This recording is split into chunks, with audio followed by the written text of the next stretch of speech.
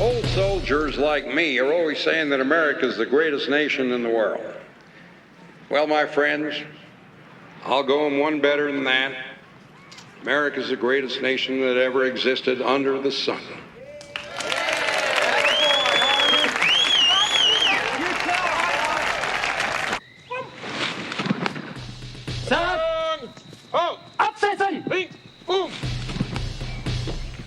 We went to Europe. As I was saying, we went to Europe in 1918 in the same spirit that our boys have gone there now, carrying the notion that the values we hold dear were worth our lives and our sacred honor. Ich schließe mit dem Bekenntnis, das der Führer einst aussprach, als den Kampf die Macht im Reich begann. Damals sagte wenn unser Wille so stark ist. In the trenches of the Argonne Forest, one of the finest boys who ever lived died in his sergeant's arms. Sarge, he said to me, tell him Angie Medalia died for the Bill of Rights. Dass keine Not ihn mehr zu zwingen vermag. Dann wird unser Wille und unser deutscher Stahl auch die Not zerbrechen und besiegen. Tell him Angie Medalia died for the Pilgrim's Dream.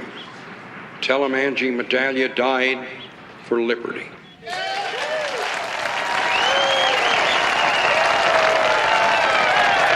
Lang lebe Deutschland.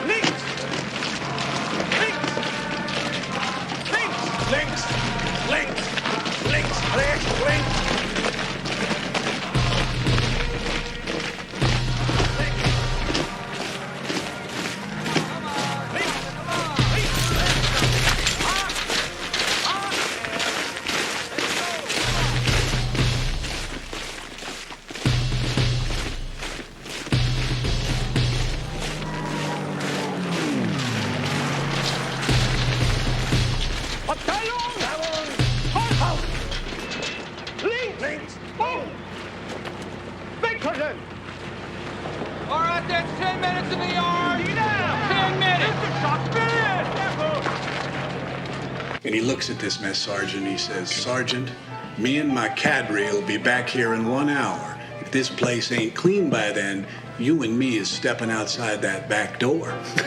I thought that old boy was going to faint. Oh, Harmon Cub, that is disgusting. Ought to make you drink it. Use an ashtray or eat at the Bluebell. Hi, boys. What can I do? There they are. Will you look at them? Well, they ain't gonna get fed here. Zig Heil, boys! My love, Dave. Hi, Doc. Cut out the kid stuff. I'll tell you one thing. Them Heinies are good workers. Wasn't for them, all you middle-aged fools would be harvesting wheat. I don't care. Maybe kid stuff to you, Doc. We're fighting them over there, and I don't like them. Doc, how many on the last train load? About 100, I heard. What I hear at the camp stays at the camp. Oh, that can't be no military secret, for Pete's sake. Loose lips sink ships. Let me have a cheese sandwich and a glass of iced tea, will you? Say please. Not to you. Oh, Doc, you're quite the lady killer. Hey, Doc. Right, If you ever get the urge to give one of them Nazi SOBs a shot of strychnine? Now, why would I do that? Well, I'd nail him, boy. By God, I'd inoculate him right in the old eyeball. Damn right. You think I care what you do? Listen, let me tell you, smart fella, something. Most of those Germans I could murder. Not lose a minute's sleep. But some of them... Well, forget I ever opened my mouth. Nobody else would understand. Understand what? Ah, never mind. We going fishing or not? Doggone, George, if you're going to be like that for the rest of the day. Like what? You bring the beer, I'll bring the worms. See you after supper. Forget the sandwich. It took too long. La-dee-da. Boy, he sure took the sunshine out of the day. Thanks for the conversation, boys. Sure appreciate it. Got to get to the office, meet a client. Which client's that, Harm? Jim Beam or Jack Daniels? Older fella lets me call him Granddad. Yeah. I'll tell you why I'm calling, Mrs. Barnes. I'm wondering if you'd mind if I only paid $25 on my grocery bill this month. Would that be all right? Yeah. Well, thank you very much. I sure appreciate that, Mrs. Barnes. Yes, sir. Yes. Oh, I think we can litigate that. Why don't you come on downtown tomorrow? I'll buy you some lunch. Right. Good. Thank you, sir. Hi, John. Going to offer a man a drink, counselor? You know where it is.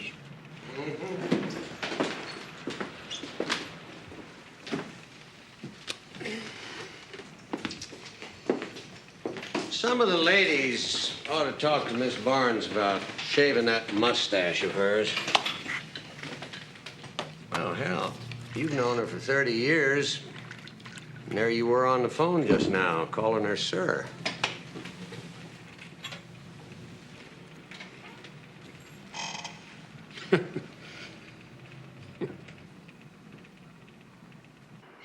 Where have you been?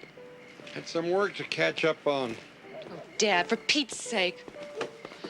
Your supper's in the oven if it's still edible. Sorry.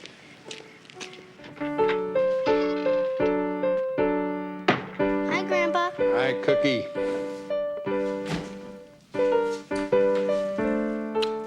We got a letter from Daddy. Good. Maybe Mom will let me out of the doghouse long enough to read it. I worry about you sometimes, that's all. Want to hear it? You bet. Dear Dad, dearest Billy and Nancy. Well, Pop, by the time you get this, another 4th of July will have passed without me hearing you deliver your Angie Medallia's speech. I really miss being there. Things are pretty hectic right now. I can't tell you where we are. Somewhere in... They censored that. They're in France. Everybody knows that. Everything is so old here, Nancy. I've seen real castles where knights and ladies of old lived. And everyone talks French. That's stupid. You censor France and leave in that everybody talks French? You're right. Of course, we're not exactly tourists, and I sure would like to come back after this is over and enjoy the castles up close. The big news around here is that I've been transferred to Regimental S1. They've got me posting replacements. Hey, Pop, you know the Army alphabetizes everything? Well, that's how the replacement battalions send us men. This week was nothing but elemental P's. What we're told to do is send all the L's to one company, all the M's to another. Can you imagine an infantry platoon with 40 guys named Martin in it?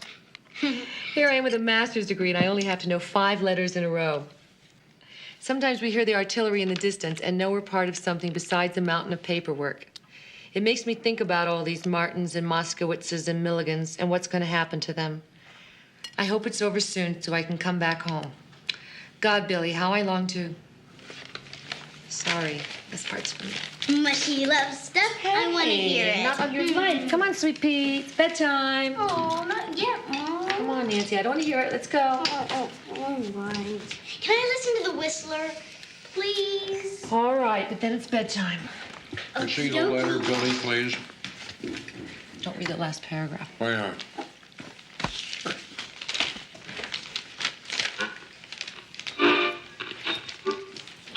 Sorry, I was cross. I had it coming. I am Whistler, and I know many things, for I walk by night. I know many strange tales hidden in the hearts of men and women who have stepped into the shadows. Yes, I know the nameless terrors of which they dare not speak. No! She was more beautiful in death than in life. Her childlike smile embraced the grim reaper like a mother.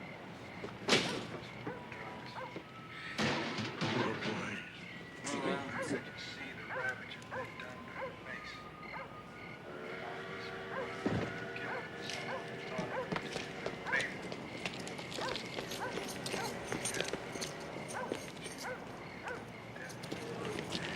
Doc. Never see her. Doc, what's the matter? What happened?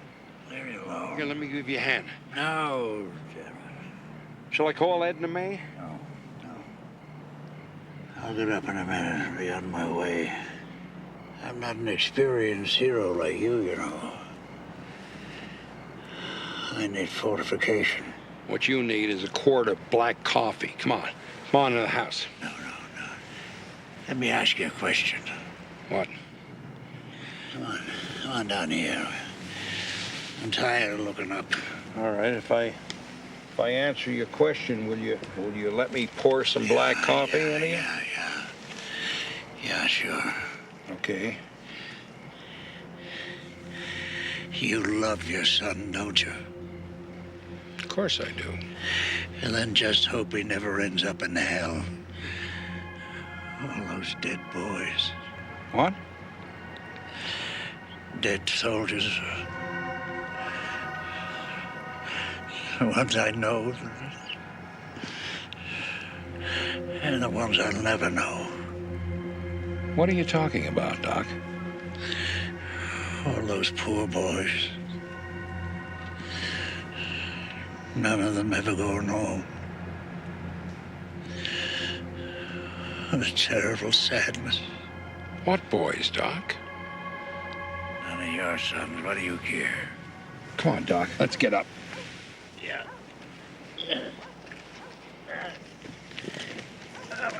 Good night. Good night. Parting is such sweet sorrow. And I shall say good night till it be morrow. I didn't make that up, you know. William Shakespeare. Mr. Shakespeare to you. I call him Sparky. Careful, Doc. Doc, be careful.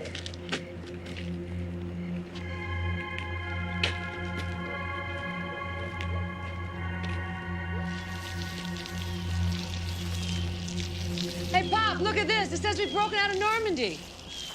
You think this means the war could be over soon? I hope so. Hey, Billy, you got a cup of coffee to go for a man on a run? I think we can manage. Morning, John. Damn this thing. I still can't get over it. I was with Edna Mae Hansen all morning. Kind of a crowd over there.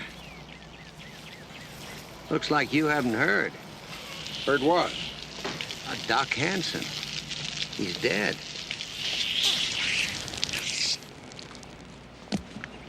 How? What happened? Captain out the POW camp called me about 6 this morning. They found Doc in the dispensary. Heart attack? No. Beat to death. Oh, no. Who? I'm sorry, Billy. Doc Hansen. Do you know who did it? Some kraut striking a blow for Hitler. They got him in custody. That's all I know. Except that I'd like to be there when I hang him. Thanks for the coffee. I'll bring back the cup.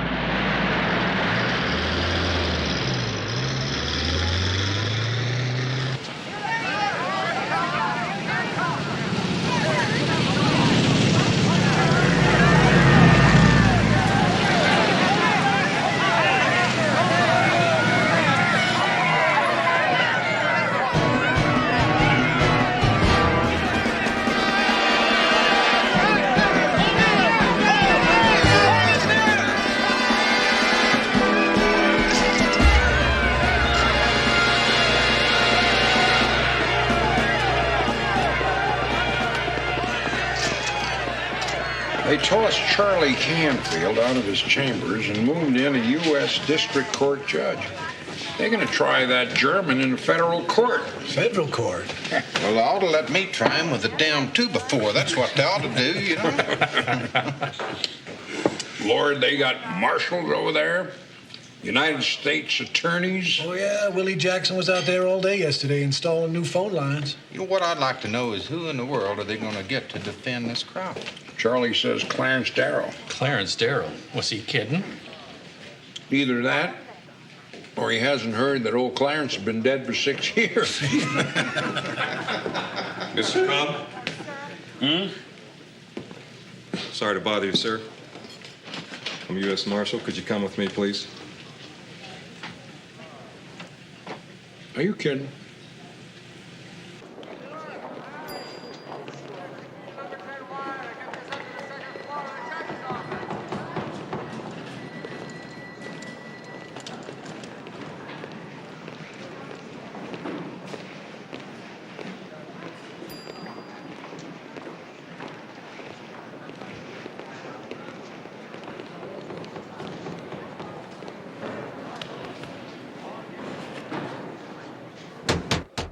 Come in.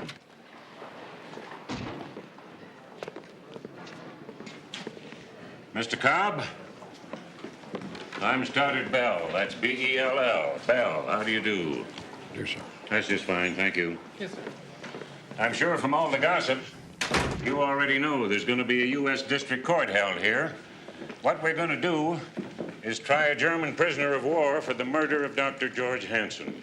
This is Mr. Domchek. Mr. Cobb? He works for the Attorney General in Washington, D.C. He'll prosecute. Judge, I need to go set up my office. Is that all right? Yeah, go right ahead, Mr. Domchek. Thank you. Good luck. Good man. Reminds me of myself when I was young. Give Mr. Cobb your chair, son. Yes, sir. Sit down. Sit down.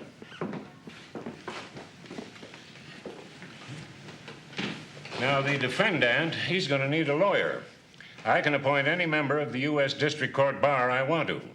After consulting with some people around here who know who's who, I've decided to appoint you.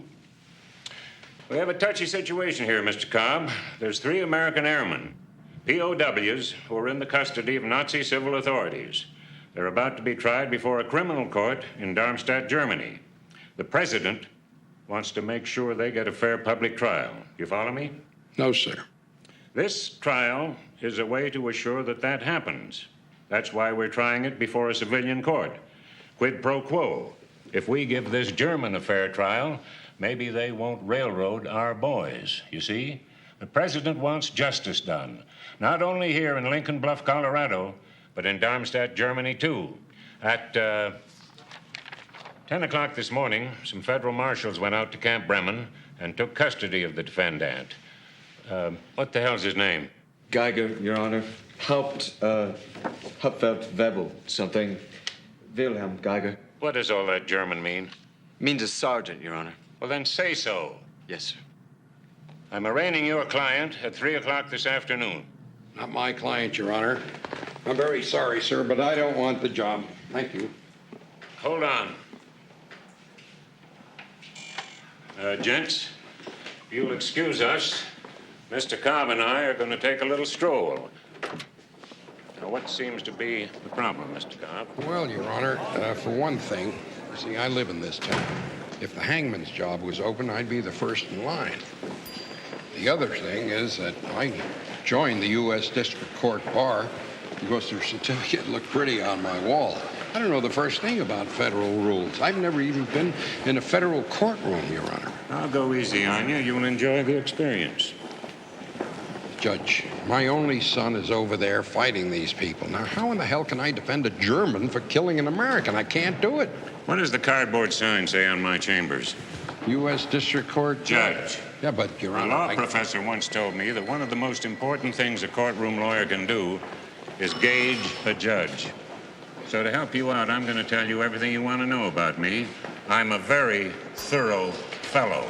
For instance, unless you were cheating on your income tax, you earned $4,331 last year. Pretty slim for a lawyer. I also know you're about that much again in debt. Well, with all due respect, Your Honor, I don't think that's any of your business. I knew you'd say that. Well, sir, if you take on this case, Uncle Sam will pay you a retainer of $2,500. And at $15 an hour, you can bill the government for another $1,000 for preparation and trial time. Now, tell me you can make that kind of money representing the interests of some overwrought farmers and their aspirated rabbits, and I'll drop the offer. I'll grant you, Judge, that I'm the poorest lawyer in the state, and I intend to stay that way. Thank you very much, but no thank you. Mr. Cobb, what's important here is the process. As far as I can see, this is an open and shut case anyway. Not asking you to save this German, just defend him. This has got to be an American trial in the American way. It's got to be thorough, it's got to be honest, out in the open, fair as fair can be. Don't you see, the very reasons you don't want this case is why you're the only man to take it. You got a son fighting in Europe. You served with distinction in the last war. You're a patriot. I'm going to arraign your client at 3 o'clock sharp. If I were you, I'd move for a non-jury trial. I'll grant the motion. Naturally, the first thing you want to do is go talk to Mr. Domchek. Oh, there's one other thing. I'm compelled to force you not to discuss the situation regarding those POWs in Germany. Not with your family, not with a soul. You tell your friends in this town I forced you to take the case. Tell them I gave you a choice of resigning from the bar or going to jail for contempt. Of course, that won't be a lie, because that would have been your choice. It was going to be my last argument. Well, I'll see you at 3 o'clock.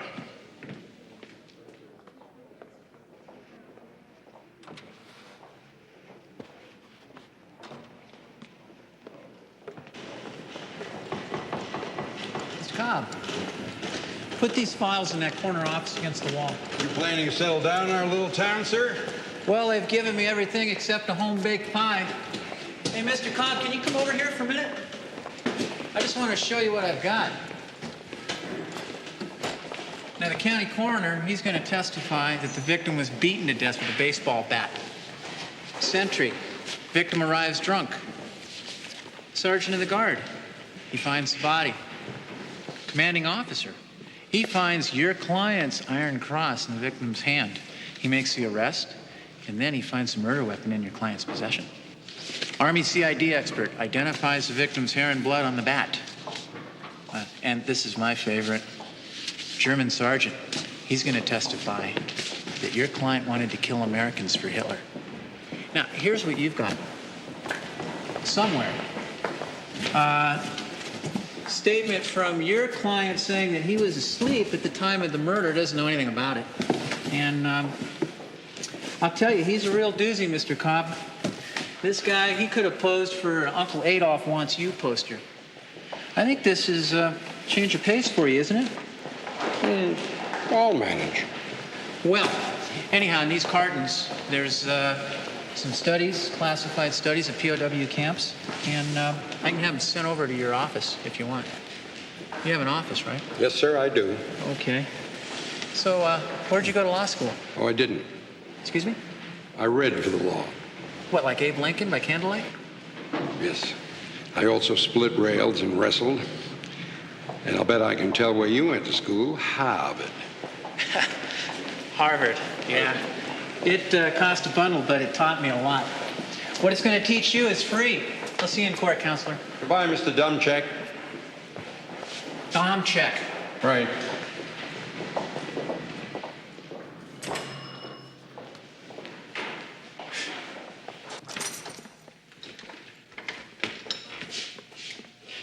Here he is, sir. I'm Harmon Cobb.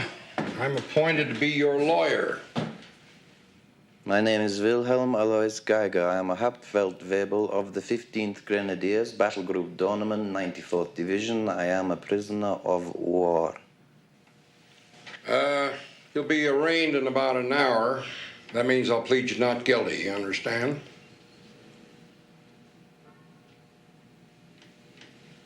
It's gonna be a short defense. My name is Wilhelm Alois Geiger. I am a Hauptfeldwebel of the 15th Grenadiers, Battle Group Dornemann, 94th Division. I am a prisoner of war.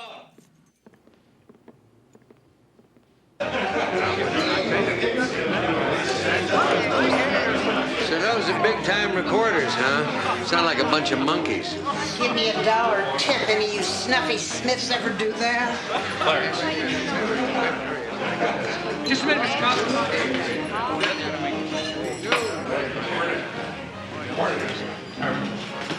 Hi, Warren. Morning, Harm. Ginny, cup of coffee, please. Pardon, thanks. Arm. Ginny, How much do I owe you? 75 cents. Ginny, some English muffins, please. How about some German strudel? See you boys later. What's going on? Sprechen Sie Deutsch? What's that supposed to mean? Well, Don Bogart says he thinks you're a secret Bund member. He says your real name is probably Von Cobb. I'm just checking out. My God. You people think that I asked for this? I was railroaded. That big shot federal judge told me he'd have me disbarred and throw me into jail for contempt if I didn't take this job. He said he put you in jail? Yes, he did, and he can do it, too. God almighty, I live in this town. You people think that I'm gonna go in there and defend that hiney with my last ounce of blood?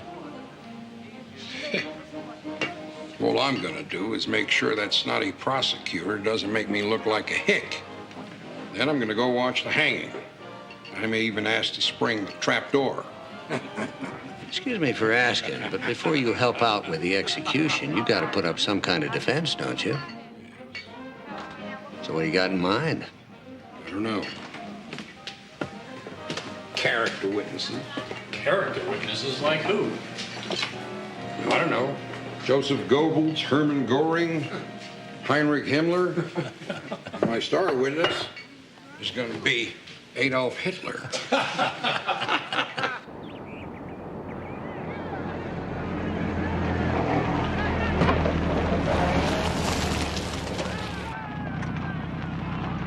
Visitor parking over there, sir.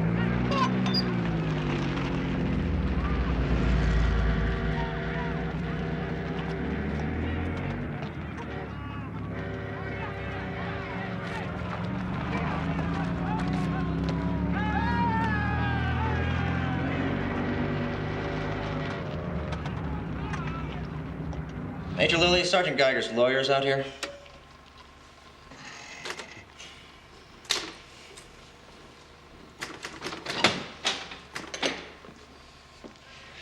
I'm Major Lilly, sir. Harmon Cobb.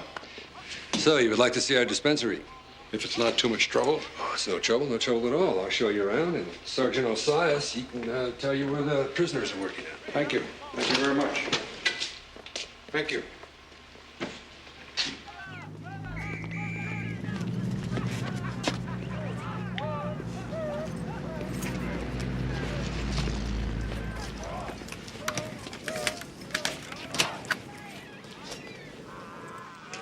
Just so I know how we stand here, sir.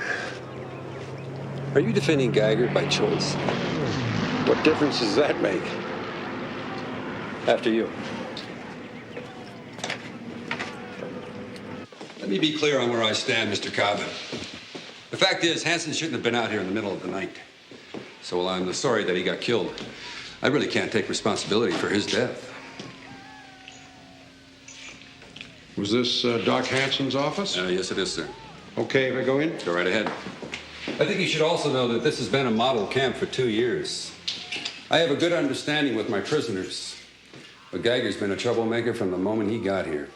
Did you know that he even has the Iron Cross for being a good Nazi? So when they hang him, I'm going to celebrate. Good. I'll bring the beer.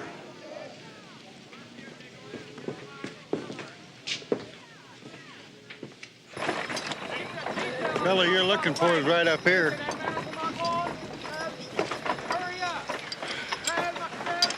Hines. Yeah? Come and see you out there. Fellow here wants to sprechen with you. Hi. You speak English? Nein. Well, he speaks English. Hines, come up out of there. Don't take all day about it. I'm told you served with Sergeant Geiger, is that right? No, sir, I do not know this man. Your name is Private Heinz Maria Flug? What do you want, sir? I'm Geiger's lawyer. Peerce, Schule, kommt her. Der Anwalt von Geiger. Was will denn der Anwalt hier? Du, weißt du, warum der Anwalt hier ist? Ich frage ihn mal, wie es ihm geht. Now, here's what I wanted to know. You see, there's going to be a trial for Geiger. You understand that, a trial? I need 2 men to testify. Testify, talk about Geiger, say nice things about Geiger. Do you comprehend? Are we being ordered to do this? Look, I'm supposed to be on Geiger's side. Herr Anwalt, we will talk in the trial if we are ordered to. And we go back to work, sir.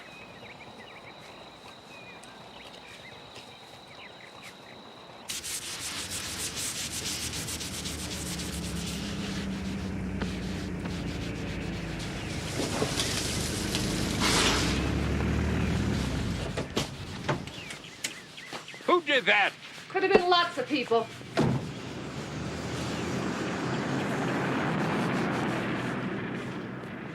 Dad, it's all right. No, it's not all right. You're not gonna like that either.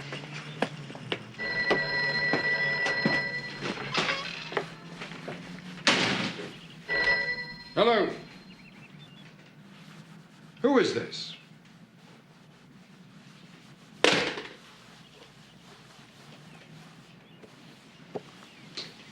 Where's Nancy?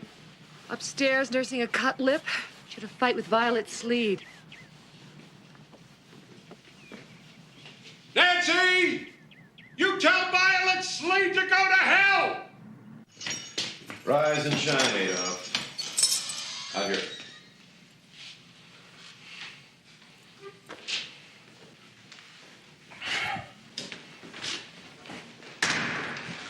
What do you want? Look, Sergeant, I've got to go into that courtroom and put up some kind of a defense for you. Do you understand? I can make your job very easy. I can confess to killing this doctor. Also, that I personally sank the Lusitania and have stolen the Lindbergh's baby. Now, your sarcasm isn't going to help any. Now, in the absence of a real defense, all I can do is put character witnesses on the stand. Who I have to choose from is your men. But when I spoke to them, they wouldn't admit that they knew you. Where have you seen my men? Out on some farm. They said they wouldn't testify unless they were ordered to do so. So I want you to order your men to testify in your behalf. They would not talk to you. They're good. Sergeant, let's get one thing straight. I don't want to defend you. I would like to be the fella that hangs you. But I'm stuck with this job, and I have to go in there and put up some kind of a defense to keep from looking like a fool. So I want you to order your men to testify. No, I do not want them harmed.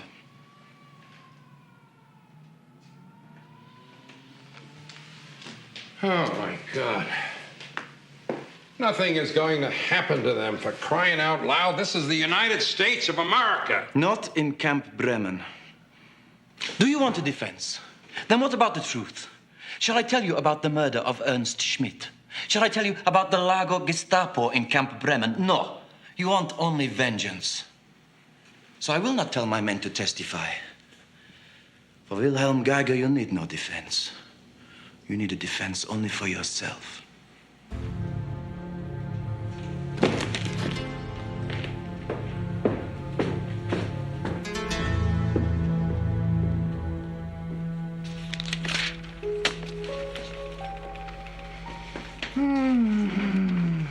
I think the Army pays these people by the word to write these things.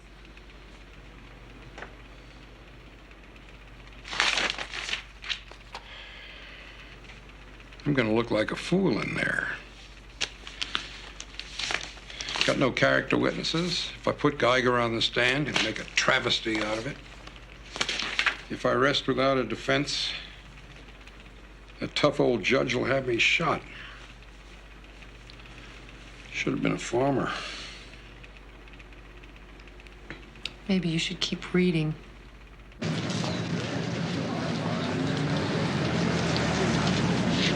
There he is. How do you feel about defending a Nazi? You, this German, can get a fair trial here. Is this the biggest biggest case of your career? You ever defended a murderer before? What about being a Nazi sympathizer? Why did you take the case? What do you think they picked you? Give us something, please. All I can tell you is what the judge told me. It was me or Clarence Darrow, and he's dead. Okay? Promise to tell the truth, the whole truth, nothing but the truth, so help you God? I do. State your name. Corporal Adam Swayze, sir. Please be seated. Corporal Swayze, what were your duties from midnight to 8 a.m. on July 6, 1944? I was on guard duty at the main gate of the prison compound at Camp Bremen, sir. Did Dr. George Hansen arrive at your post during the night? He sure did, sir. Oh, I object, Your Honor. Isn't this called leading the witness? Your Honor, I resent counsel's sarcasm. No sarcasm intended. I just wanted my learned adversary to know that we here in the sticks do know leading a witness when we run across it. Objection sustained. Go on, Mr. Domchek. Thank you. Did anyone approach your post the morning of the 6th? At 2:17 a.m., sir, the doc did. Dr. Henson, I mean. When Corporal Swayze told me that he had admitted Dr. Hansen into the prisoner's compound without informing me, I reprimanded him. I then proceeded to the dispensary. At what time was that, Sergeant? It was 5:32 a.m., sir. The lights were on in the office, and the filing cabinets were turned upside down. Dr. Hansen was lying on the floor. Most of his face was gone, and he didn't have any pulse. Major, at the dispensary, what did you observe? Sir, I observed that Dr. Hansen was holding something in his right hand. I identified the object as a German combat decoration. It was the Knight's Cross of the Iron Cross. The ribbon was torn. Is this the object that you found? Yes, sir. Your Honor, I'd like to introduce this as United States Exhibit A. Exhibit A admitted. Major, how many soldiers at Camp Bremen are entitled to wear that decoration? Just one. Sergeant Geiger. Did the discovery of that piece of evidence cause you to take any action? Yes, sir. I ordered Sergeant Kreider and 4 other MPs to accompany me to Barracks 15, where I arrested the defendant. And did you discover anything in his possession at that time? Yes, I did. It was in his locker. It was a baseball bat. It had traces of what appeared to be hair and blood on it.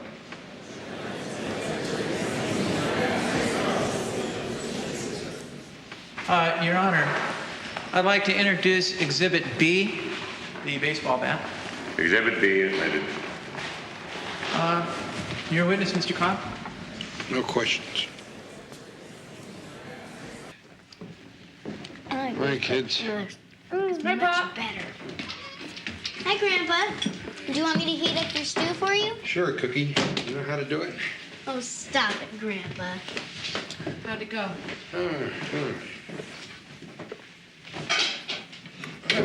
We got a letter from Harry. Oh, wonderful. Read it, read it. Great. What does he say? Wait till you hear. Dearest Billy, also Nancy and Pop, a couple of your letters caught up with me today. It's terrible about old Doc Hansen. He was a great old guy. I hope the Army hangs the blankety blank who did it. What did they censor? Nothing. I censored it. Okay, is everybody sitting down? I made Sergeant. Hooray! Yeah. So I'll thank you all to treat me with more respect from now on. There'll also be a welcome addition to the old allocation check. Hooray. I'll have new duties I can't tell you about yet. Don't worry, it's another staff job. Maybe even one where I get to use my brain a little. I'll tell you, Pop, the Army still operates on the same mentality you always talked about. If it moves, salute it. If it doesn't move, move it. If you can't move it, paint it. I don't know if you had the word snafu in World War I, but it's what we live with every day. I'll tell you what the letters stand for sometime when Billy and Nancy aren't in the room. What do they stand for, Grandpa? Situation normal, all fouled up. What's wrong with that? Absolutely nothing. Posting replacements has been getting to me anyway. I keep looking for the names of kids from Lincoln Bluff, but so far nobody I know. Thank God. I'm sorry if I seem down in the dumps. I keep telling myself how much I have to be happy and proud about, especially when I think the rest is just for me. Uh-huh. Mushy love stuff. That's right. Mushy love stuff.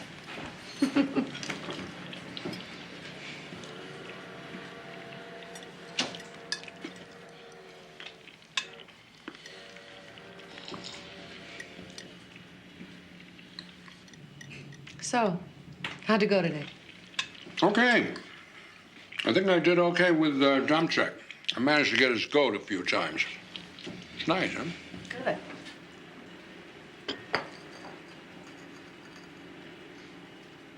So, what else? You should have been a lawyer. All these questions. That was Doc. He was so drunk that night, I don't think he was making any sense. Maybe I shouldn't have let him. What? Walked to his home 2 blocks away? How could you possibly know he would go all the way out to that camp? Yeah. Dad, it wasn't your fault.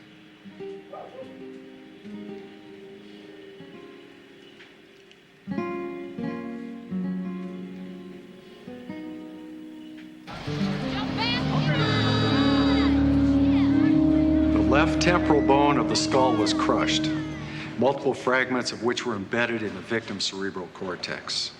The palatine, nasal, and inferior turbinate bones were also crushed. Speak louder, please. The palatine, nasal, and inferior turbinate bones were also crushed, causing more fragments to penetrate the brain.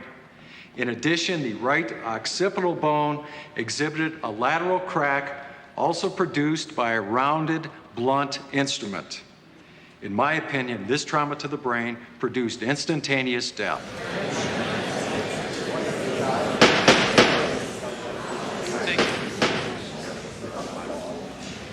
You're a witness, Mr. Kopp.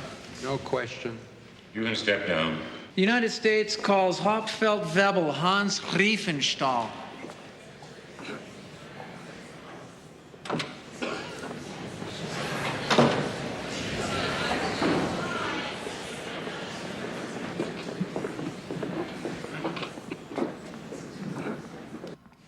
As ranking non-commissioned officer at Camp Bremen, did you have any conversations with the defendant? Yes, sir, when he arrived. Did you and he discuss the question of a prisoner of war's duties? Yes, sir. How do you define them? How do I define? Yes. I believe it is my duty to obey lawful orders from my captors and to maintain discipline among my men. But I do not believe it is a soldier's duty to murder civilians. I object, Your Honor. Overruled. Continue, Mr. Domchek. So Sergeant Geiger had a different definition? Yes, sir. Sergeant Geiger said that his duty was that he must be the Führer's angel of death in America, to kill any American he could.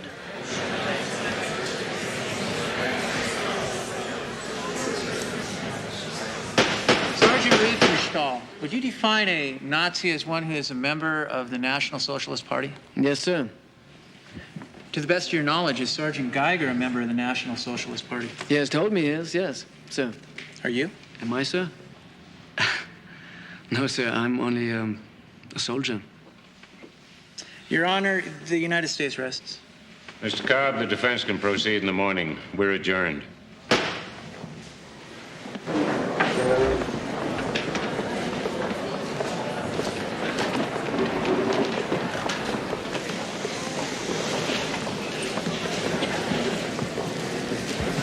Lawyer, answer me a question. What? What is the year? What is the year? Yeah, you think it is 1944, don't you? But you are wrong.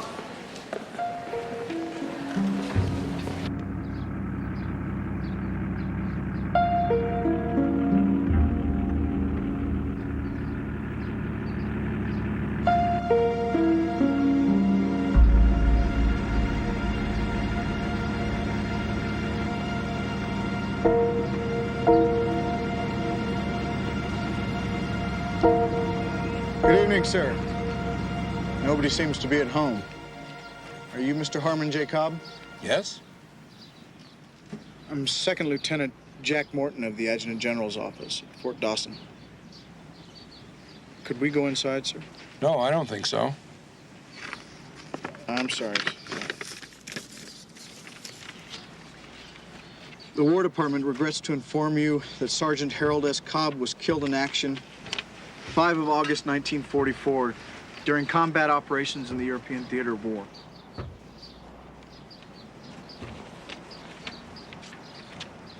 Sir, would it be easier if I waited inside with you and told Mrs. Cobb myself? No, I'll do it. Thank you very much for coming. Thank you, sir.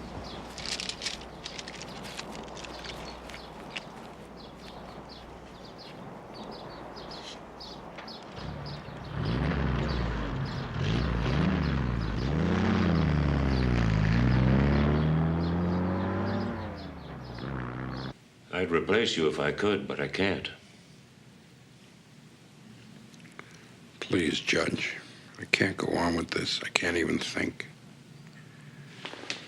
Mr. Cobb, I sure can't know the depth of your grief. But this trial's going to finish the way it started, with you at the defendant's table. I'm sorry, but that's the way it's got to go. Today's Wednesday. I'll grant a continuance the rest of the week. We'll reconvene on Monday. I'll be home in Denver if you need to talk to me. Take care of yourself.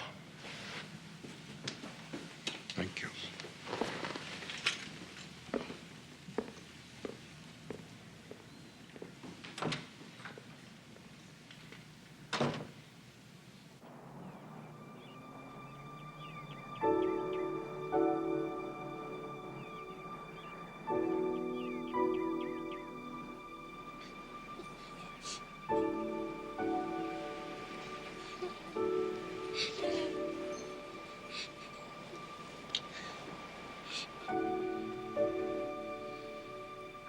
Yes.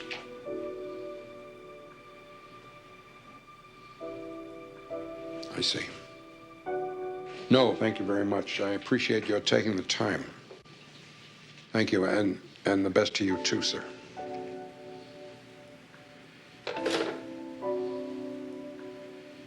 Tell me, Dad.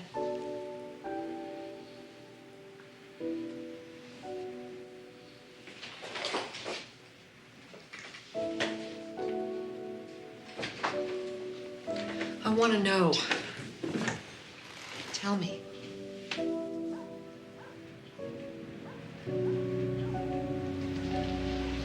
The unit was at mail call. They took 1 artillery round.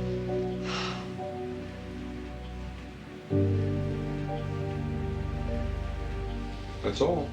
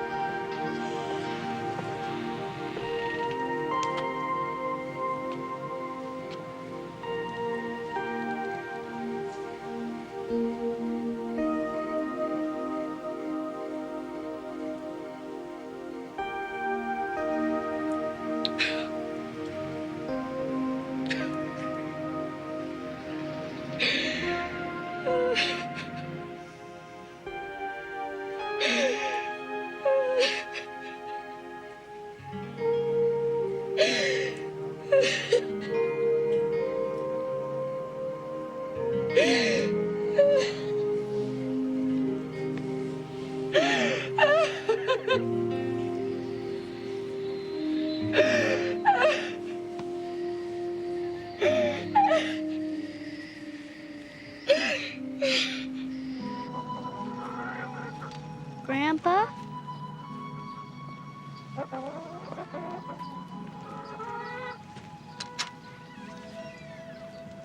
Grandpa, let's go fishing. Please? Mom says it'll be good for you. Go away, Nancy. Leave me alone. Please don't be mad at me. I'm sad too.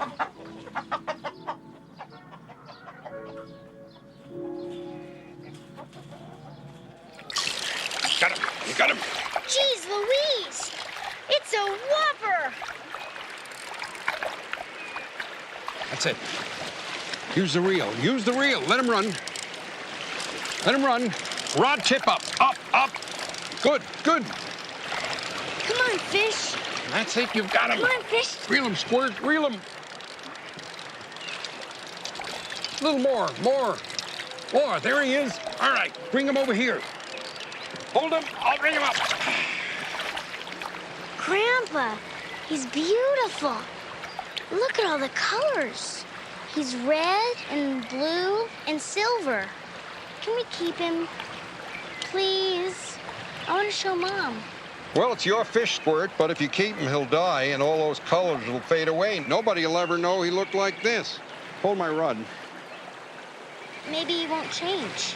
He will. Why? They always do. Rainbow trouts. Colors is just something you gotta see, but not keep. Then, let's let him go. We can remember what he looked like. Everything about him.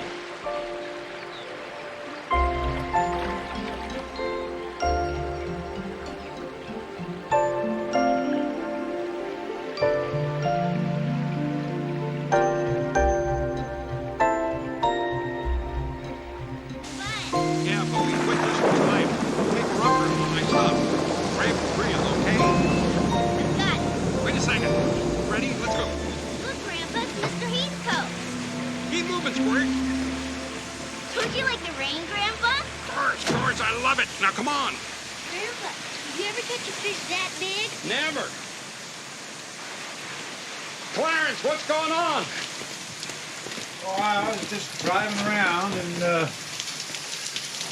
And you happen to wind up on my porch. I caught a fish this big, Mr. Heathcote.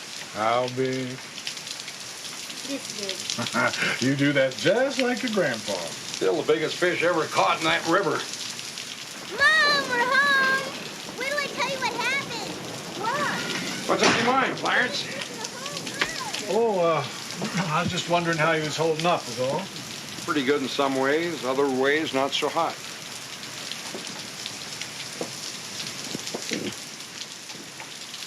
Would you like to come in for a cup of coffee, a sandwich, or something? No. Harmon, I was wondering, what's going to happen when that trial reconvenes? I guess I'm going to go back to the courtroom and take my seat. I don't suppose there's ever been any question about that German fella being guilty as sin. Of course, you got to do your very best for him, no matter what. That being what you might call the American way, you know. Feller's innocent until he's proven guilty. No matter what he done. You giving me a civics lecture, Clarence? No. Heck no. I was just wondering what you'd do if you'd had any kind of case, that's all. Well, so far I haven't had that problem, but if I did, I suppose I'd put up a defense. In which case, I probably would have to move to another town. Is that about it, Clarence? Yeah, sure. Well, I'll see you later, hon. Sure you don't want to come in for a cup of coffee till it blows over? No, I got some errands I got to run.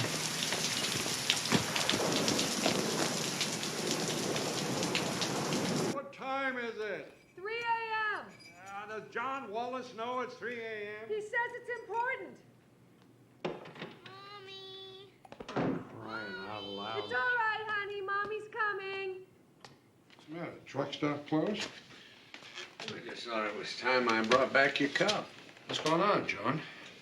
Well, about an hour ago, Clarence Heathcote woke me up, so I thought I'd pass on the favor. He brought me something real interesting. He found that in his tackle box when he was cleaning out his boat this morning. He says Doc scribbled that down when they were out fishing, the day Doc was killed. Let me get my glasses. Clarence said Doc got drunk and went rambling on about dead boys. That's what he was babbling to you about that night, wasn't it? Doc was a friend of mine, but he must have been up to his neck in something out at that camp. I hate to say it, but there's more to this now than just some crazy Nazi wanting to kill an American for Hitler. Holy Chicago. So this is what Clarence got stuck in his craw this afternoon. He asked me if I thought that would hurt Doc's reputation. I said, hell yes. But he said, give it to Harmon anyway. Sure was eating on him. Oh, by the way, I asked Clarence not to tell anybody else about this. He said he wouldn't. You okay, Harmon?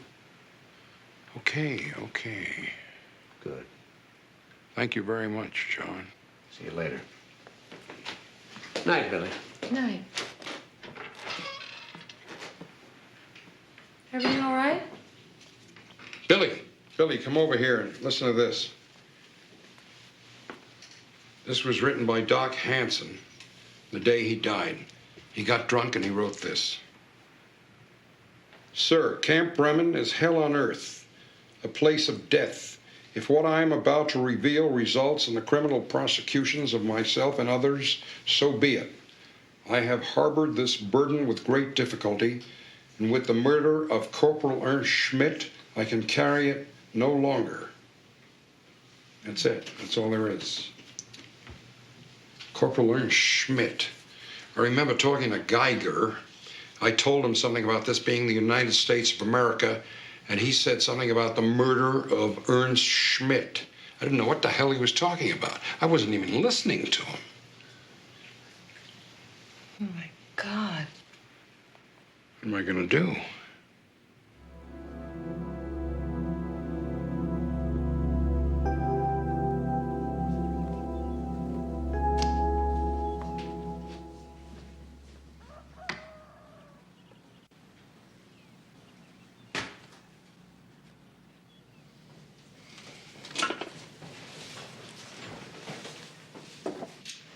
You haven't been back to bed yet, have you? No point trying to sleep now. I'm too nervous. My 5-day continuance is 4/5 gone. I've got a little better than 24 hours to prepare a case, and I don't even know what it's about yet. I was going to wait till a decent hour, but the hell with it. Time to stir up the hornets. Major Lilly. Morning.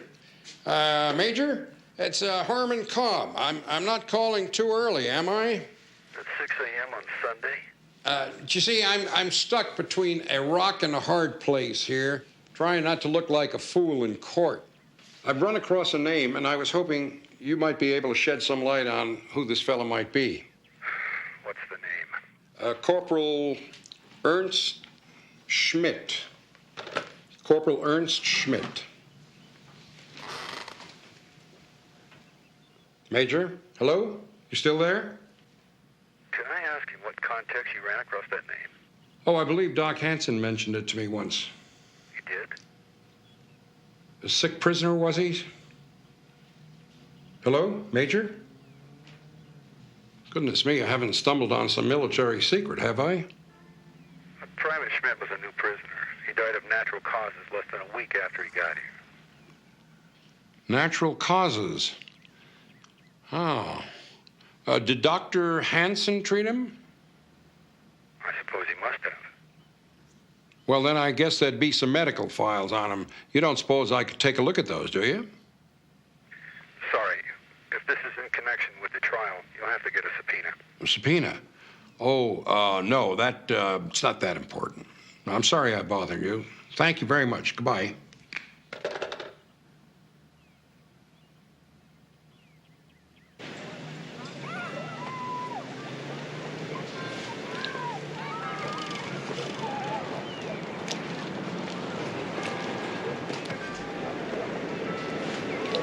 Edna May?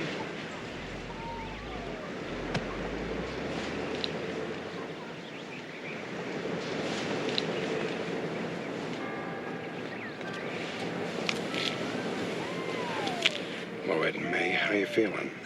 Harmon. I was just over your house. Your daughter says that you might be here. I'm sorry to disturb you, Edna May, but I was wondering if George ever talked to you about a prisoner of war named Ernst Schmidt. Ernst Schmidt? Oh, I don't think so. Why? Well, something was wrong out there at the camp. Something was bothering George a whole lot. What? What was wrong? I don't know. That's my problem. You see, and it's complicated things. What are you talking about? Well, it could be that my client is innocent. Your client? You talk like you want to help him go free. Well, I only said that it could be. See, George was real disturbed about something that night outside my house. Disturbed? He was scared to death. Why? Ask your client why. I guess people who write about you, you really aren't much of a lawyer. Your German threatened George. What? And he pushed him down. When? The day he was murdered. My God, did he report this to anybody? Of course he did. Did he report it to Major Lilly? Of course he did. You don't really think that German is innocent. You haven't even buried your own son yet. Didn't the Germans kill him too? I don't think you have the right to call yourself an American anymore.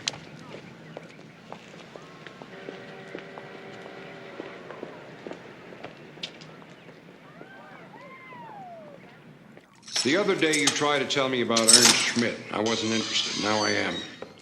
Who was he? Was he murdered? Yes. You still interested? Come on out here. Why did you attack Doc Hansen the day he was murdered? I was wondering when that would be used against me. The prosecution rested without bringing it up, so for the moment it's just between you and me. So you are my advocate? Well, I suppose that's what a lawyer is. Did you kill Doc Hansen? No. Well, what about Ernst Schmidt? Did his murder have anything to do with Dr. Hansen? Do you know what is the Lager Gestapo? No. Do you know what is the Heilige Geist, the Holy Ghost? No. If you are going to hate Nazis, you should learn that is who has killed Ernst Schmidt. They have visited him in the night and taken his life. Before, in court, I asked you what year it was. Now I will tell you. In Berlin, it is 1944, but in Camp Bremen, 1941. Did you know that North Africa has been recaptured by Rommel? Stalingrad has become Hitlergrad, and many of the great American cities have been destroyed. That's crazy. Yeah, crazy. My men and I are the first prisoners to be brought here in over a year. We have seen what Germany has come to. These old prisoners, these Afrika Panzer soldiers, for them the war is a dream. They believe these things and they like being Nazis still. We have thought for us when we are captured the war is over, but where are we? Back in Nazi Germany. How can that be? Because Nazis can run a camp very, very well. Major Lilly needs the Lager Gestapo. Why? He cannot provide fear, and they do. The Lager Gestapo needs Major Lilly. He gives them power. It is a circle.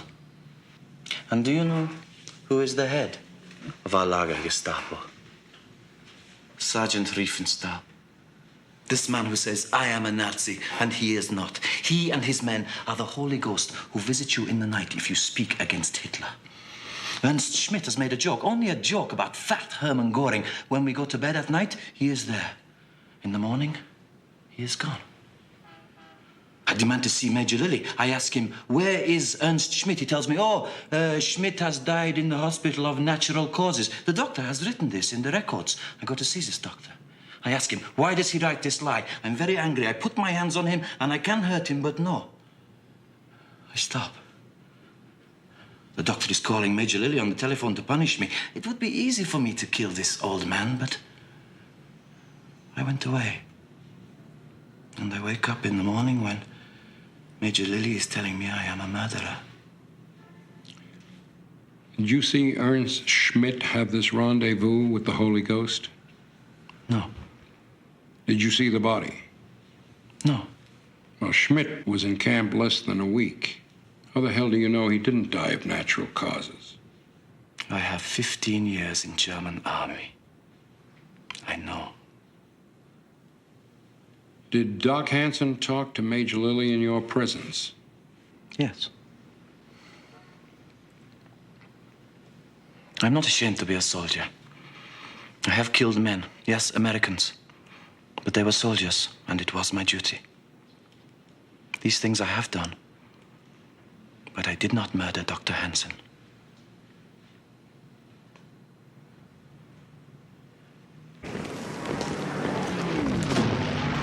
Major? Major Lilly? I'm busy, Mr. Cobb. So am I, Major. I'll make it fast. I would like your permission, sir, to see the report on the assault that took place the afternoon of July 6th. What are you talking about? Well, I understand that Sergeant Geiger threatened Dr. Hansen and then shoved him down. Now, how can you give any credence to what that Nazi says? That's disgusting. Well, that may be right, sir, but do you know anything about a letter that Dr. Hansen wrote right before he died concerning the camp? No, I don't. And I don't have any more time for this nonsense. All right, John, what do we have? Well, let's see. You got this Kraut prisoner who's dead. Doc's letter hints at foul play. Geiger says there was foul play, but he can't prove it. You got this little shoving match between Geiger and Doc.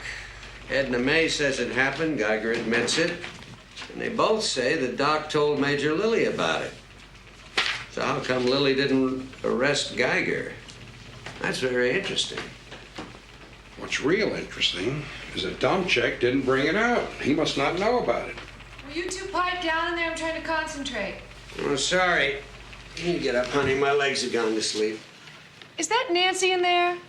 Well, I sure wasn't talking to Harmon. Nancy, what time is it? I know.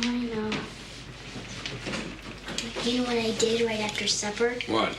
I called Violet Sleet and told her to go to hell. Don't tell Mom. Okay, Squirt. Good night. Night. Good night. Good night, honey. Thanks for the help. Good night, Mom. Good night, darling. Dad, John, come in here. Come here, look at this. There's a report here on causes of death in German POW camps over the last year. Now look, the numbers are random all through here, like this camp in Texas. 2 deaths from work accidents, 1 from battle wounds, 2 from homicide. But they're all like this, see? Except Camp Bremen. 8 deaths from natural causes and nothing else. Wow. Holy Chicago. Billy, you're a gem. And there's one other thing. Look at this. All these other camps have lots of escapes, or at least attempted escapes. At Camp Bremen, there isn't a single one. Hell, it's such a nice place, nobody wants to leave. I would love to get a look at those medical records on the deaths by natural causes. Judge Bell pulled back into town tonight. Get yourself a subpoena and hop on out there. Heck, I'll drive you, even if you are the town pariah. Good evening, sir. May I help you? Oh, it's okay. Mr. Cobb, you're just in time for coffee. No, thanks, Your Honor. I was going to call you in the morning, see how you're holding up. I'm surviving, sir. Good, good. Please sit down. We'll both be more comfortable. Thank you very much. I'm sorry to disturb you in the middle of a meal. I know it's very rude. I need a subpoena, sir. What for? Well, I need some medical records from Camp Bremen. What way would medical records be germane to your case? I've come across some new evidence. New evidence of what? New evidence that may cast some doubt on my client's guilt. Is that right? Yes, sir. See, I have part of a letter here that Doc Hansen wrote the day before he died. Leave it in your pocket. Sorry? Ask yourself a question. Would I have picked you for the defense if I'd wanted there to be the slightest doubt of the outcome of this trial? I don't know what you mean, sir. It's a charade, Mr. Cobb. Every actor in it has a part that's already written. You ain't the hero. That's Mr. Domchek's part. Who you are is the court jester. Now, here's how it comes out. Right after you make your closing argument tomorrow afternoon, I'm going to find Hauptfeldwebel Wilhelm Geiger guilty of murder. Then I'm going to sentence him to hang.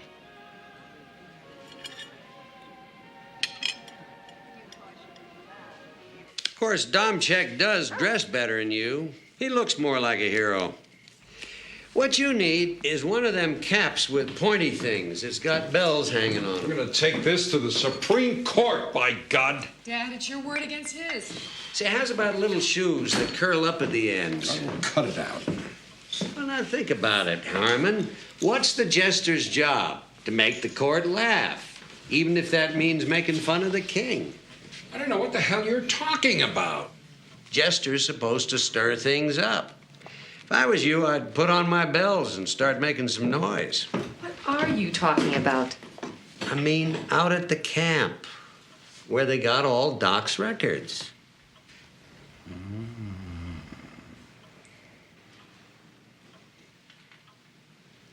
You wouldn't. I've got another pair of those pointy shoes, just your size.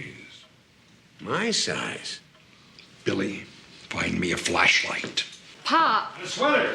Let's not be hasty here. Pop, you're not going to do this. I'll meet you down at the car. Oh, well. I was planning on getting in a new line of work anyway.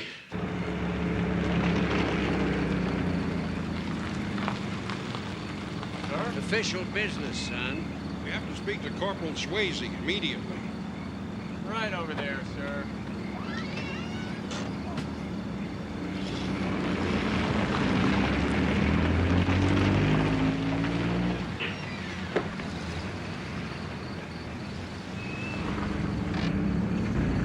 Evening, Corporal Swayze. Mr. Cobb? It's over 300 hours, sir. This compound is off limits after taps. Yeah, but not to us. You see, I'm an officer of the United States District Court. This fella here is an officer of the law. U.S. Marshal, son. We need to see the scene of the crime. I think I better call Major Lilly. I'm going to need some authorization for this. Hold on, Corporal. You ever seen a court order before? I don't know. I still have to call the Major, sir. Son, it's the Major that's being investigated here. Don't you understand, Corporal? The United States government is investigating Major Lilly. We are representatives of the government. It's what this court order is all about. Okay. It's all right.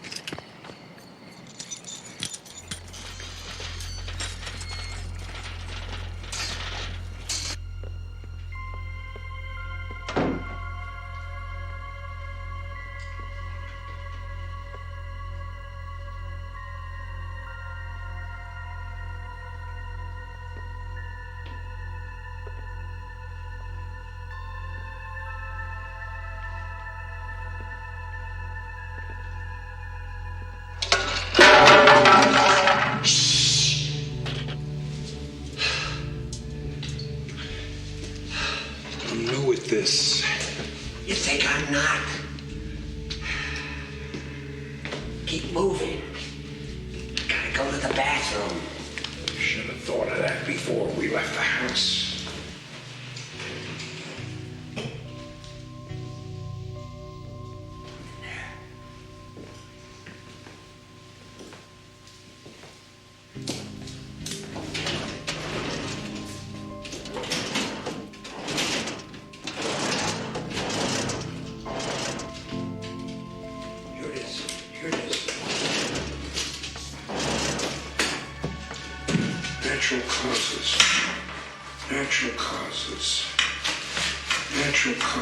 Like Billy said. Right here, the latest one is Ernst Schmidt. The earliest is March of 1943. That's a year ago. All signed by Doc Hansen. This give you any ideas? What? Shoot. Funeral director. Yeah. Now I'm gonna go to the bathroom. Get this stuff put away. Hurry up, hurry up.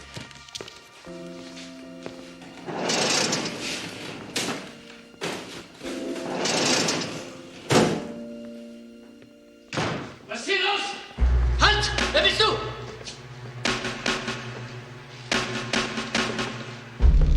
Ach, du bist doch der Anwalt von Geiger.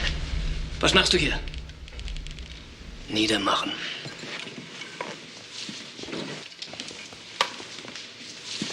Stand in the back, Fritz! I'll blow a hole in your head! Get out of here! Schnell!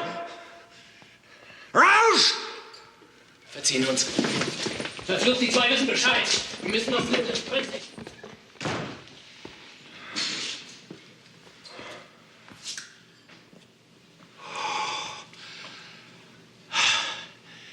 The hell was that? I don't know. Let's just get the hell out of here. Hey, Corporal, who the hell are those krauts with baseball bats we just ran into? It's just the German security patrol, Marshal. Fun, ain't they? You mean they're there and you're out here? Yes, sir. After taps, that's how it works. Wow. Will you testify to that in court? Let me tell you about guys opening their mouths about this place, sir. Look, this is real easy duty here. It's just hear no evil, see no evil. This one MP, he decides he's gonna write to Inspector General. Guess what happened to him? He found stolen property in his locker. He went to the stockade.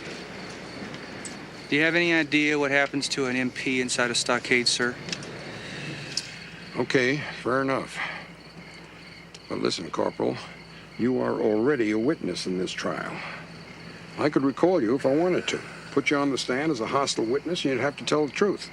Of course, if you were scared, and I guess I don't blame you for that, you could say you hadn't seen anything, and then that would kill the case. But you know what? If I can do what I want to do, I can bust this camp wide open, and you never have to worry about ever being in any stockade.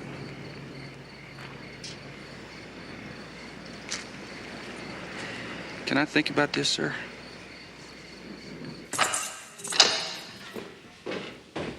There isn't much time. When I call you, tell everything you know, including your fight with Dr. Hansen. Is it not bad for me to tell that? Well, it can't get any worse than it is, can it? No. I'm sorry about your son dying. Thank you. You have a family at home? Yeah. My father. My mother were killed in Heilbronn. In the bombing. Oh, sorry. I'll call you to the stand. You'll be second. We're in session. Mr. Cobb, you're up. Thank you, Your Honor. Be seated. The defense calls Mr. Clarence Heathcote.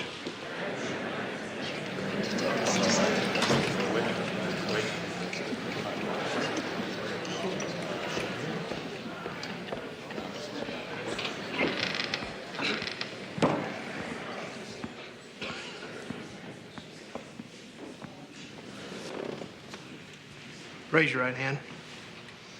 You promise to tell the truth, the whole truth, nothing but the truth, so help you God? Uh-huh, I do. State your name. Clarence Heathcote. Thank you. Clarence, I'm going to hand you a piece of paper. I want you to describe it for the court. It's a sheet of paper from George Hansen's prescription pad, and it's got some handwriting on it. Mr. Cobb, approach the bench.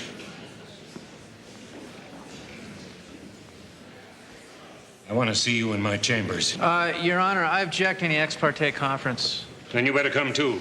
We're in recess. All right. Just where do you think you're heading with this crap?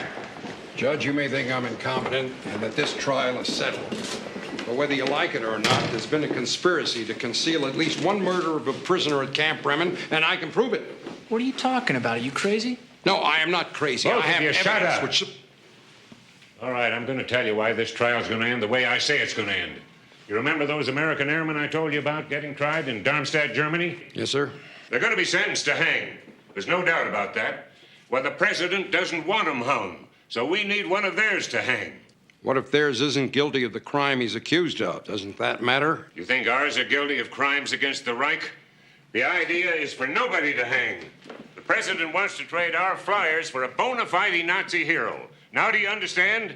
That's why I'm giving Geiger the death sentence today, and nobody's going to stop me. What if there's no trade, Judge? Then I guess it'll be an eye for an eye, won't it?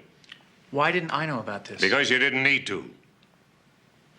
If you've got new evidence, I want to see it. I'll stipulate that you're an honorable fellow. Now let's finish this damn trial. What do you have, Cobb? Did you hear what I said? Yeah, Judge. Judge, I came here to prosecute a murderer. I'm not going to help anybody hang an innocent man. I don't care what the reason is. I can make you care. Yeah, you probably could. Go ahead and put the letter into evidence. Dumb check. With all due respect, Your Honor, you try to suppress it, I'll move to put it into evidence. You deny my motion, I'll move for mistrial. All right. Suppose I admit the letter. Where are you going with it?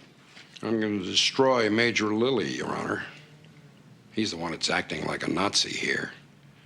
And if I can do that, I'm going to ask you to exhume some bodies. Is that right? Well, you better have it tied up in a very neat bundle, or I'll destroy you. It's all there. Or it will be, I hope. And let's get on with it. Let me tell you something. You two smart fellas may think one German life is worth 3 American lives. I don't. If our boys die, it ain't me who killed them.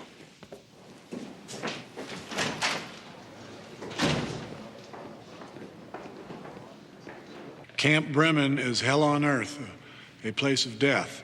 If what I'm about to reveal results in the criminal prosecutions of myself and others, so be it.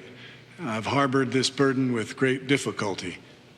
With the murder of Corporal Ernst Schmidt, I can carry it no longer.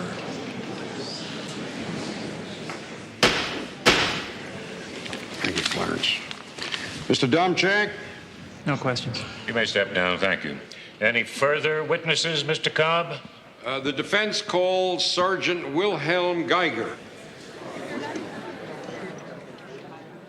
So, after Schmidt's death, you went to Dr. Hansen?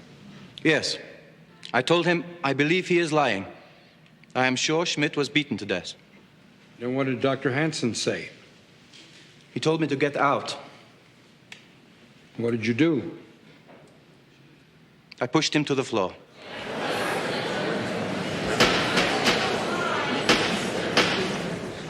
Any more of this, I'll clear the courtroom. What happened then? Dr. Hansen took the telephone. He said, "This is the doctor. I want to speak to Major Lilly immediately." I said, "You are a liar, doctor." He said, "Major, there is a German in my office who has hit me. I want him arrested." So I go away. Were you arrested? No, sir.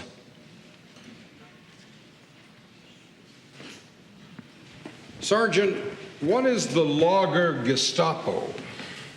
It is they who patrol the camp at night. In Germany, we have the Gestapo. They are the Führer's secret police. They can kill you if they wish. In Camp Bremen, they call themselves the Lager Gestapo. Sergeant Geiger, did you kill Dr. George Hansen? No, sir. Major, on the day before Dr. Hansen's death, the 5th of July, did you receive a telephone call from Dr. Hansen? No, sir, I did not. Really? He didn't call you to tell you there was a German in his office who had just knocked him down? Absolutely not. Tell me, sir, what kind of security do you have out there at night? Well, the compound is guarded by military police. Outside or inside? Well, there isn't any need for them inside the compound. The prisoners are locked into their barracks. So they're not free to wander around with baseball bats? Of course not. Tell me, sir, what is the procedure of disposing of a body of a prisoner who's just died? A death certificate is filled out by the attending physician. It's endorsed by me. Then the body is transferred to a civilian contract mortician. In the recent case of the death of Corporal Ernst Schmidt, who was the attending physician? Dr. Hansen. What did the corporal die of? As I recall, it was natural causes. Natural causes? What does that mean exactly? He died in his sleep from old age? Doctor determined the cause of death, sir, not me. Natural.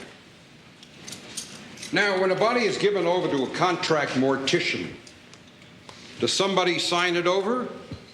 Yes, I do. Do you look at the body then to make sure it's the right one? Of course.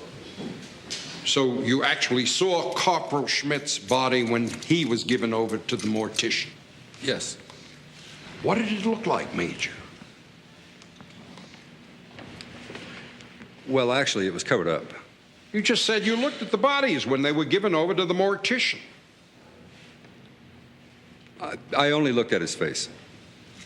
Well, what did his face look like? Was it normal? Was he beat all to hell? Was he smiling? Did he wink at you?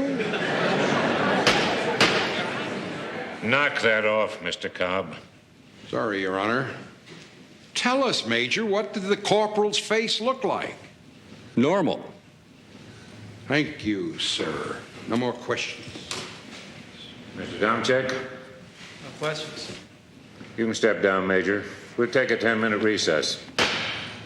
Hello, I'm trying to reach Corporal Swayze. He is. Well, can I leave a message for him? Tell him... No, this is very important. Oh, never mind. Thank you very much.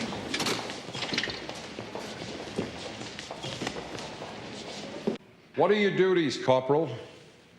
I'm a military policeman, sir. My job is to guard the prison compound at Camp Bremen. You have towers out there like a prison? Yes, sir. We also use the guard shack at the main entrance, and we have one-man patrols around the perimeter fence. How about inside the compound? Two-man patrols from Reveille to Taps. You don't patrol inside at night? No, sir. After Taps, the Germans take care of that for themselves. They're not locked up? No, sir.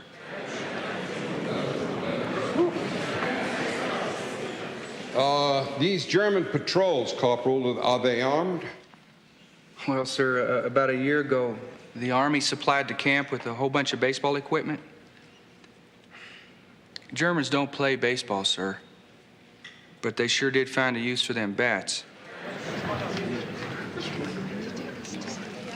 Corporal, have you served in any other prisoner of war camp? Camp Dean, North Carolina, sir. Is that the way they ran things there? Not on your life, sir. Sergeant Osias, when your commanding officer gets a phone call, who answers the phone? I do. Now, on July the 5th, did you get a phone call from Dr. George Hansen asking to speak to Major Lilly? Yes, sir, I did. What makes you remember that? Well, I keep a log of all incoming calls. Also, the doc seemed real agitated. Did you put him through to the Major? Yes, sir, I did. No more questions. Thank you. Mr. Domchek? No questions. You can step down. The defense calls James E. Schote. Mr. Schote, what do you do for a living?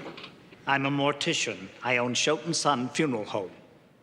When some prisoner dies out at Camp Bremen, do you have a contract with the United States Army to prepare the body for burial? Do I have that right?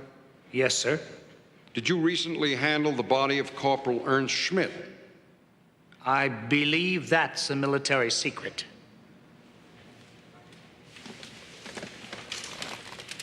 Military secret? Is that what you said, Mr. Schote? Who told you that? Major Lilly did. Well, it isn't one. Answer the question. Yes, sir. So you did handle the body of Corporal Ernst Schmidt? Yes, sir. Tell me, Mr. Schote, what did the body look like? Well, sir, it had both arms broken, massive bruises in the kidney area, and extensive fractures of the facial bones.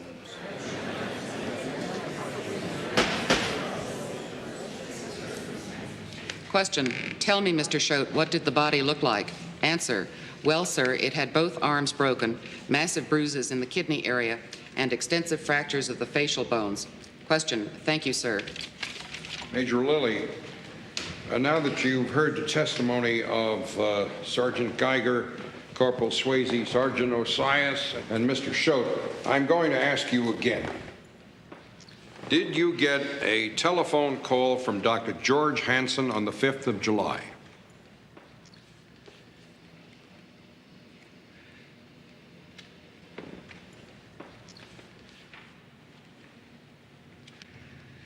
I ran the tightest POW camp in the Army. I deserve a medal for the job I did. Why should you give a damn about Germans killing each other?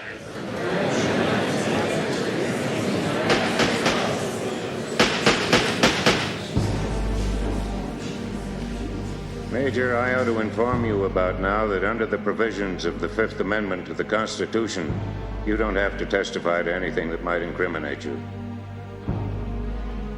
Then I won't answer any more questions. Bailiff, I want this witness held pending arraignment for perjury. Your Honor, I move that the body of Ernst Schmidt be exhumed. Motion granted. Court is adjourned. All rise.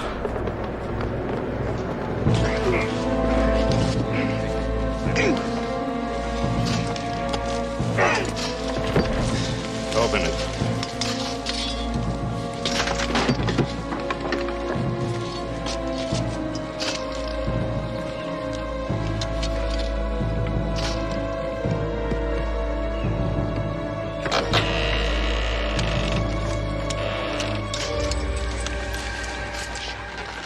Sergeant, is that Ernst Schmidt?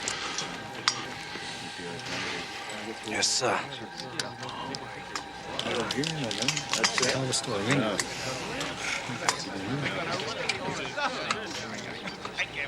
Close it up.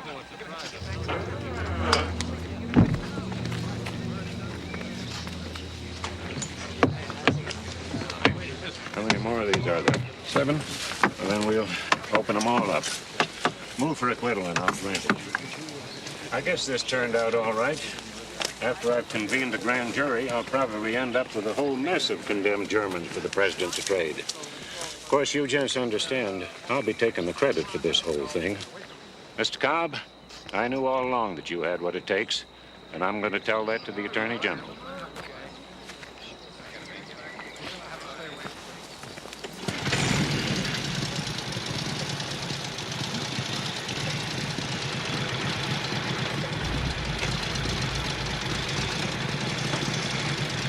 That's the Lager Gestapo, Mr. Cobb. A whole bunch of them. They've been talking fast and furious the past few days. I think we finally figured out exactly what happened. See, Riefenstahl, one of his patrols, found the doctor in his office drunk. He was writing a full confession about how he falsified the documents to the 8 Germans. So he murdered him, personally. The Nazis hated Geiger, by the way, because he wasn't intimidated by him. So they framed him.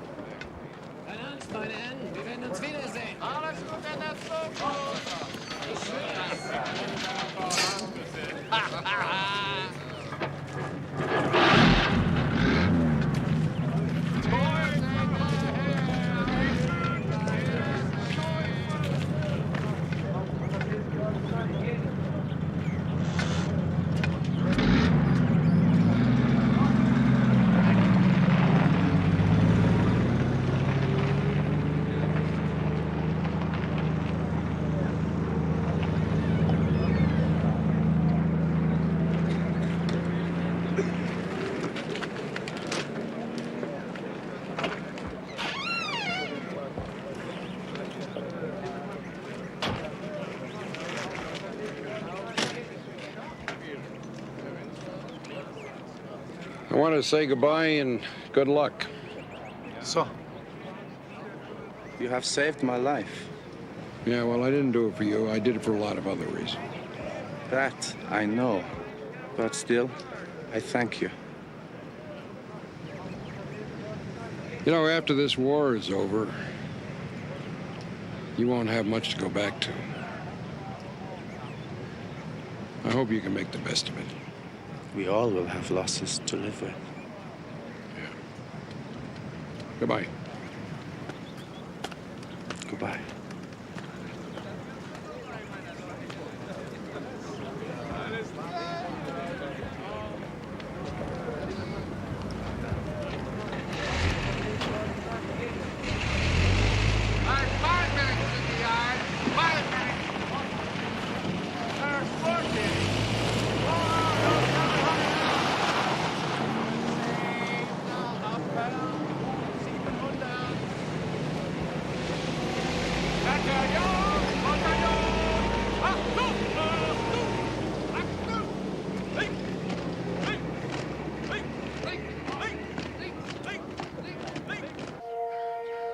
And though Harry lies in France, this stone marks his passing for all those who knew him and loved him. Both as the great kid he always was and the fine teacher he became. We'll sure remember he was here. Detail, forward, Holmes. Detail, ready? Aim, fire! Halt! Freeze in, halt! Lord is my shepherd, I shall not want. He maketh me lie down in green pastures. He leadeth me beside the still waters. He restoreth my soul. He leadeth me in the paths of righteousness